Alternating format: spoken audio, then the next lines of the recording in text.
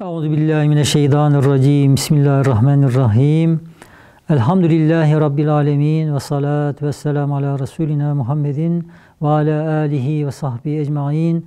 Allahümme salli ala seyyidina Muhammed biadede ilmik.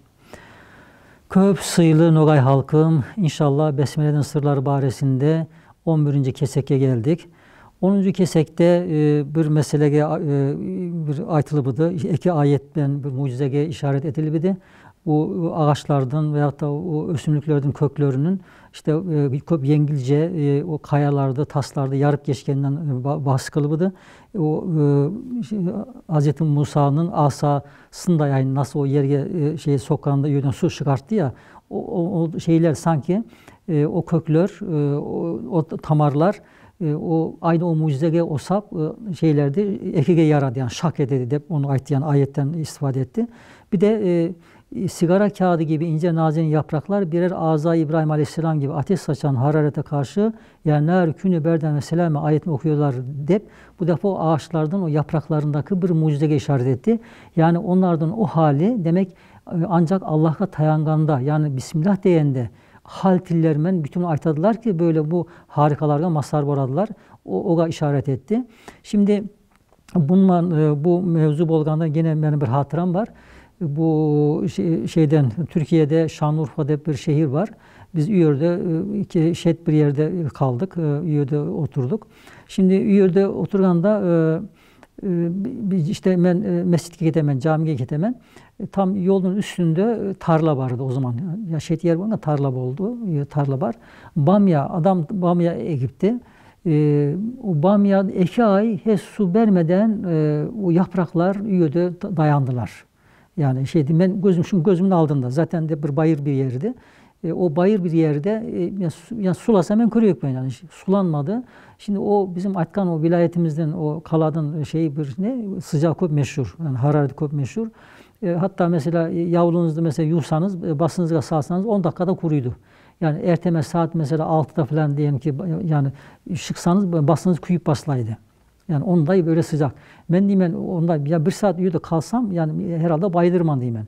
Ama ta işte bir de yaz günleri hani uzun boladı ya maşallah saat işte 5'ten 6'dan ta akşam saat 8 neredeyse 9 geçem. Yani o sıcaktın şeyinde o tam o baharında böğründe değiller yani böyle tam ne de aytamız onu biz Nogaş'ta yani tam karşısında yani şeyinde güneşin karşısında o yapraklar hiçbir şey olmadı yani böyle 2 ay işte Üyör'de ütü kaldılar. En sonunda böyle iyice böyle mübarekler işte baslarını iydiler böyle ama onun iyisi o bamyalarda toplamaya devam etti. Şimdi ne oldu?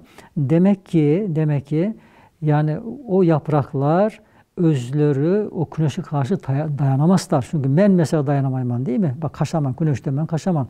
Günden kaçamam ben. Ama o kaçma fırsatı yok.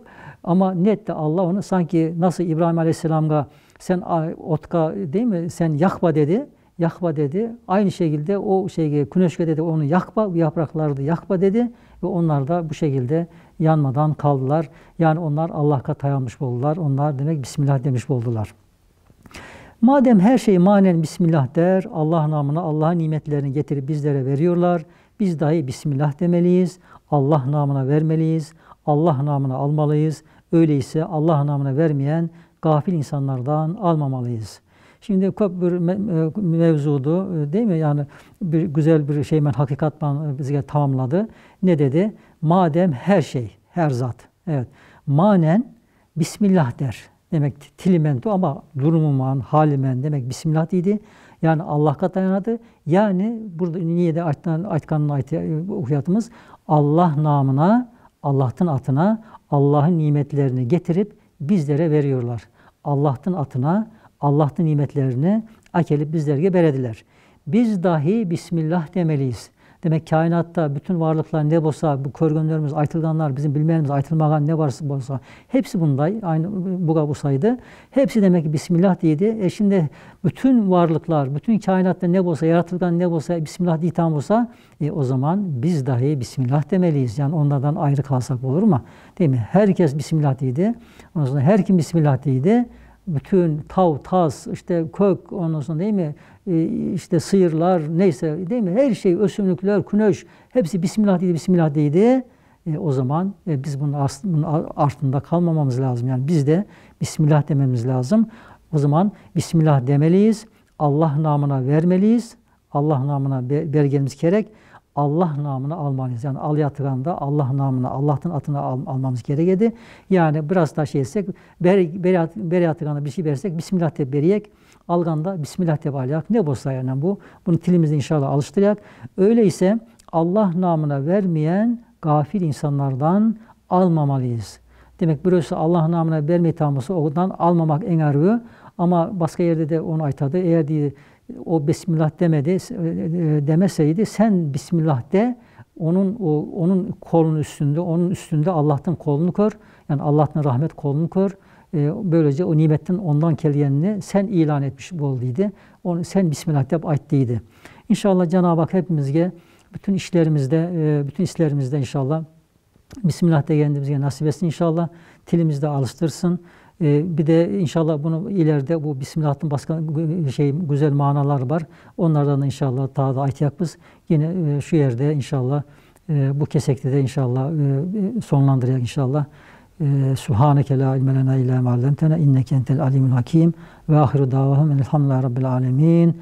Allah'a emanet olunuz. Sağ olunuz.